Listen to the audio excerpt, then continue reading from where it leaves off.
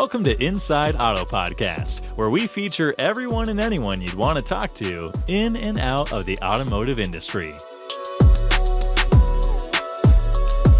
Ilana Shabtai here, host of Inside Auto Podcast, where we interview top dealers, GMs, marketers, entrepreneurs, and thought leaders in and out of the automotive industry.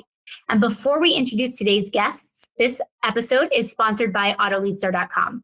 AutoLeadStar is Automotive's first and leading customer data and experience platform. Top dealers invest in CDXPs to unify dealership data sources, automatically create one-to-one customized journeys, and execute omni-channel shopping experiences. It's all in one connected platform. And today we're welcoming our friends from FUSE Autotech. It's the power team we have here. Hello, Alan Krutsch and Colton Ray.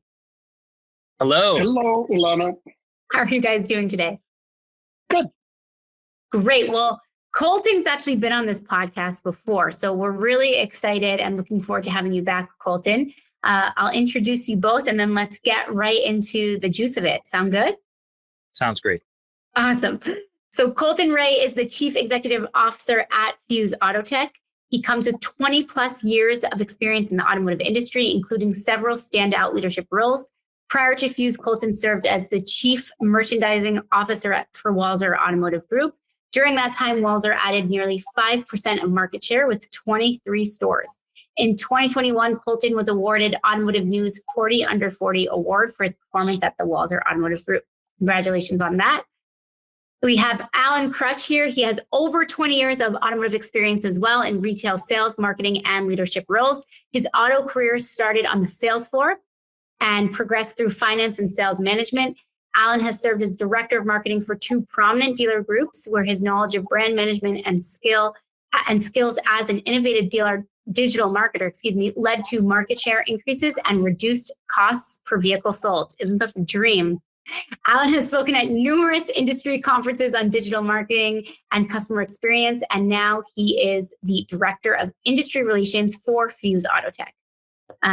Wow, impressive to both of you. Thanks for joining the Inside Auto podcast. It's great to have you both. It is good to be here. My mom would be very proud of that introduction, as would Colton. Yeah, I was. No, it is super impressive. And last time Colton was on the podcast, it was as actually CMO at Walser. So it's exciting that you're going to come here from the technology side, even though we did touch a ton on technology on that podcast episode as well. But yeah, it's impressive. So you guys really are bringing a lot of your expertise to the podcast. That's what we like to hear. We like to challenge the industry, talk about some things that we think we can shake up. And on that, I know you both are very much committed to the mission of upending the future of modern retail for automotive. I'd love to talk a little bit about that, how you see the future for modern retail for automotive, and how you're kind of contributing to that at FUSE Autotech and beyond. Colton, we can start with you. I think it'd be more fun to start with Alan. Alan, let's start with you. I love hearing Alan's perspective on everything. In fact, sometimes it shifts my own. So there you go. Yeah, well, that sounds like a lot of fun to me too. So Ilana, I think that we actually don't have a choice. So, and the reason we don't have a choice is because of the influence of other retail experiences and technology innovation outside of the automotive business. Customers just aren't going to stand for the lack of transparency and turning what should be a pretty exciting day, getting a new car, into this 2, 3, 4 hour marathon. And so our perspective is this is coming. We can either be out in front of it and create the future, or we can get dragged along. And, I think one of the things that is holding us back is primarily success. Dealers are coming off of a couple of really good years. Most of them are probably going to have a really good year this year because of artificial supply constraints.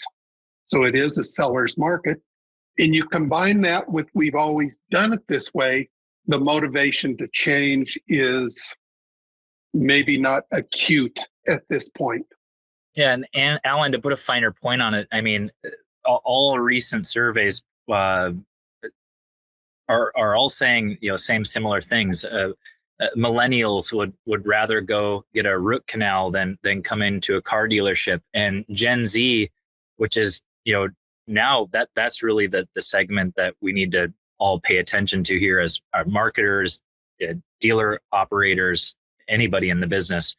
They'd rather clean their house and sit in the line at the DMV. I mean, this is crazy. I mean, this is what's happening right now around us. And those that are, formulating a plan and starting to execute that plan, will come out on top.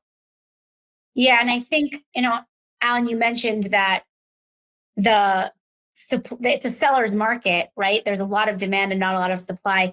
That being said, dealer, it's not going to be like that forever. And dealers need to set up some kind of system so that they don't end up being, a blockbuster when there's Netflix around. And I think we're kind of losing sight of that when they're seeing the gross numbers, right? The profits right now.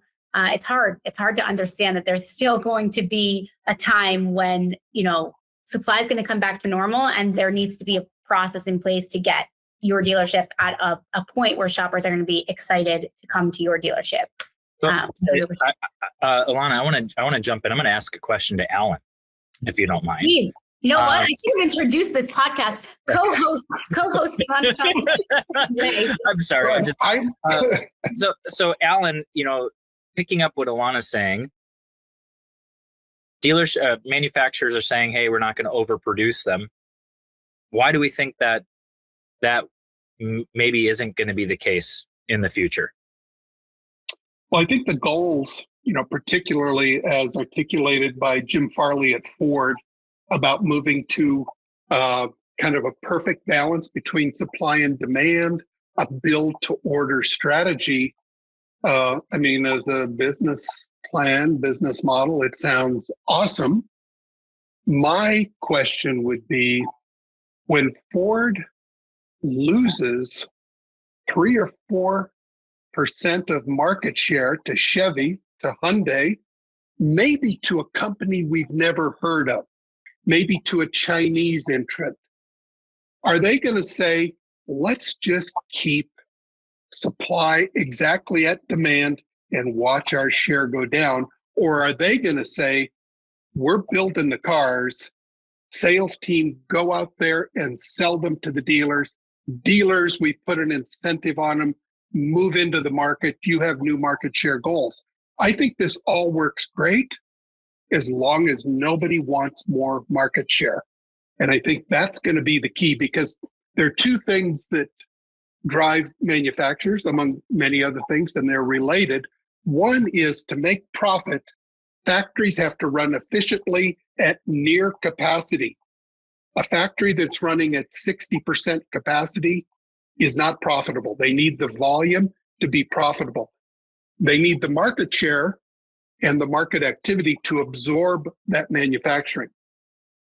Because there is a lag between when you dial up the factory and when the cars hit the retailer, manufacturers have to plan in advance. And so if they say next year, we're going to have 15% market share, and that equals, pick a number, 1 million cars, they're going to put the plans in place to build 1 million cars. If the market changes between the plan and when they hit the market, where do those cars go? They go on dealers' lots, and the manufacturer adjusts their plan to sell all 1 million of those cars. How is that? You have a follow-up question? That's pretty good. I mean, that's complete. I don't know. So what you're saying, Alan, is when although this is all great in theory, the minute that anyone loses a smidge of share, we're going to see more vehicles. Yeah, and I think, I'm not privy to how manufacturers do all of their market and production planning. I'm sure it's a combination of both market studies, sales and marketing, dealer network, and the manufacturing. That let's take an Asian manufacturer, when they work with their US subsidiary and say, look, we are going to sell 1 million cars in 2024. And believe me, those plans are being made now if they weren't made long ago. they're going to set in motion suppliers, hiring people at a factory, booking ships to bring cars to America. The plan happens a long time before the vehicle hits the market. And so I think that once that plan is made, most of the people at the head of the company say, somebody's got to figure out how to sell these 1 million cars. They're not going to say, look, if demand goes down, just keep dialing back our market share, just keep dialing back the factory.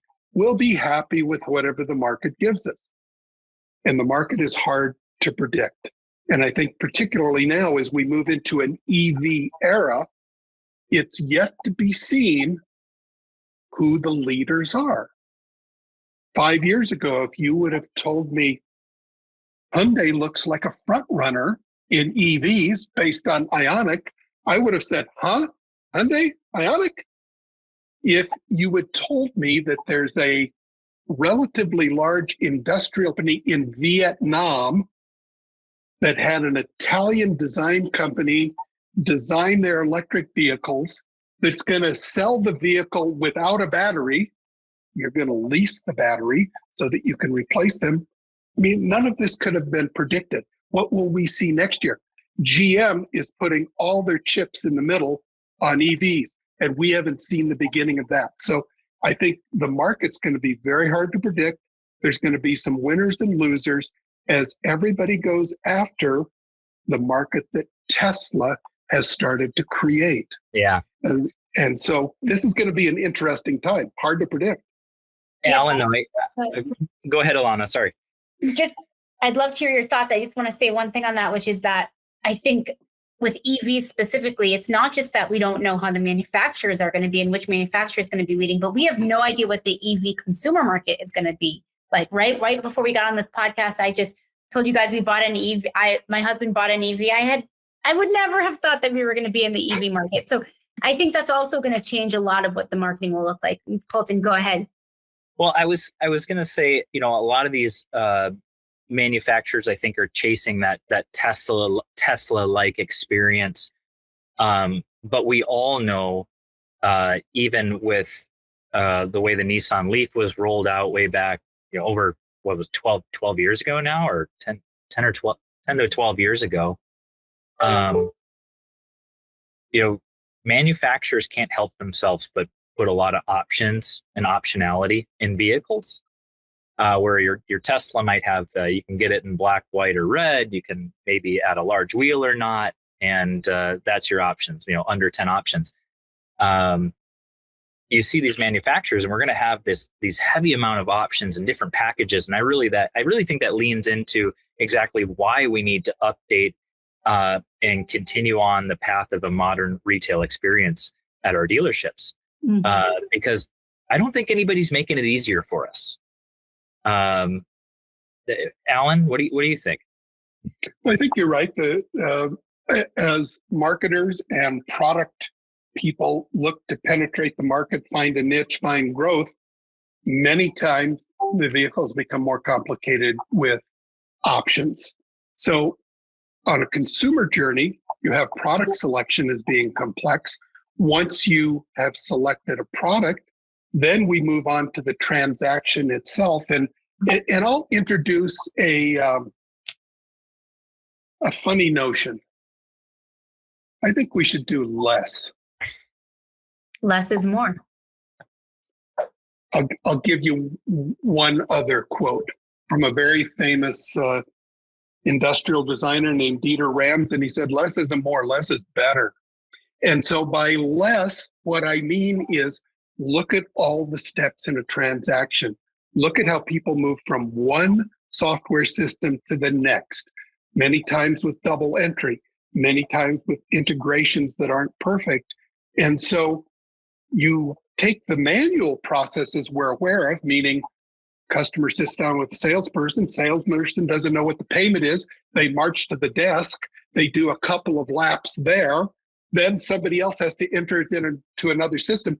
So I'm saying we need to consolidate this and do less. Obviously, there's a shameless plug in here somewhere for FUSE Autotech, which is what we're trying to do, is make buying a car simple. There are many others working towards this goal as well. But, we've turned one of the most fun experiences, owning and driving your new car, we turned that shopping experience into quite a marathon. And so that's the quest, is how do we, one, re-engineer processes, that's people mostly, and then develop the technology that accelerates those processes, that adds transparency, reduces the time, and gives the customer a little control in this process. Lets them see what's going on. Let them push the button now and then, rather than going up to the top secret sales desk and getting a payment and then marching it back. Yeah.